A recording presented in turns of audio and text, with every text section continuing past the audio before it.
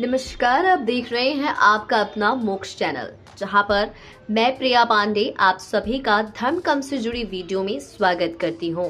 जहां आज हम बात करेंगे प्रभु श्री राम के द्वारा विभीषण को रावण का अंतिम संस्कार कहने के ऊपर।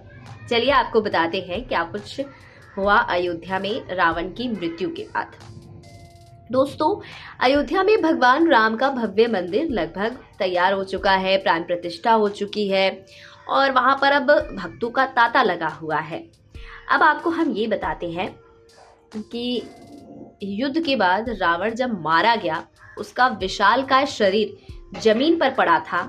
तब भाई की मृत अवस्था को देखकर विभीषण फूट फूट कर रोने लगा।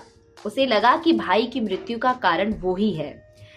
रामायण पर उल्लेख है कि इसके बाद प्रभु श्री राम ने विभीषण को समझाया। उन्होंने कहा कि मृत्यु पश्चात शत्रुता का अंत हो जाता है, इसलिए सब कुछ भूलकर आप अपने भाई का अंतिम संस्कार करो।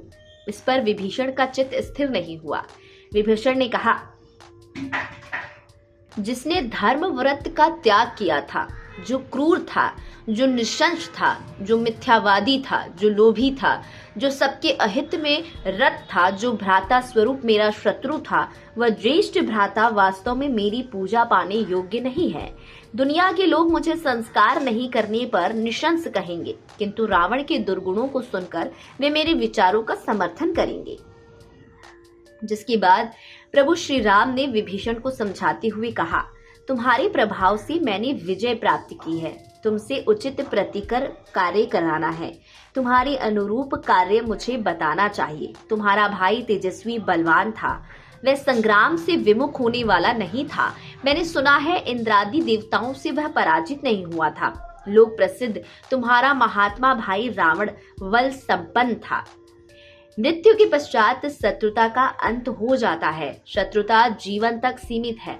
तुम उसका अंतिम संस्कार करो। रावण हमारा और तुम्हारा दोनों का है। विधि पूर्वक शीघ्र संस्कार होना चाहिए। तुम्हारा इस समय यही धर्म है। तुम्हारे यश की वृद्धि होगी। प्रभु श्री राम ने ऐसा कहा। जिसके बाद विभीषण ने लंकापुरी में प्रवेश किया। शीघ्रता पूर्वक रावण के अग्निहोत्र को समाप्त किया। लोग शव यात्रा की तैयारी में लग गए और विधि विधान से अंतिम संस्कार हुआ। तो ये था विभीषण और राम के बीच की रावण के अंतिम संस्कार को लेकर बातें, जो रावण के अंतिम संस्कार को लेकर प्रभु श्री राम ने विभीषण से कहे। आशा करती हूँ हमारे द्वारा दी गई ये खास जानकारी आपको काफी पसंद आई होगी।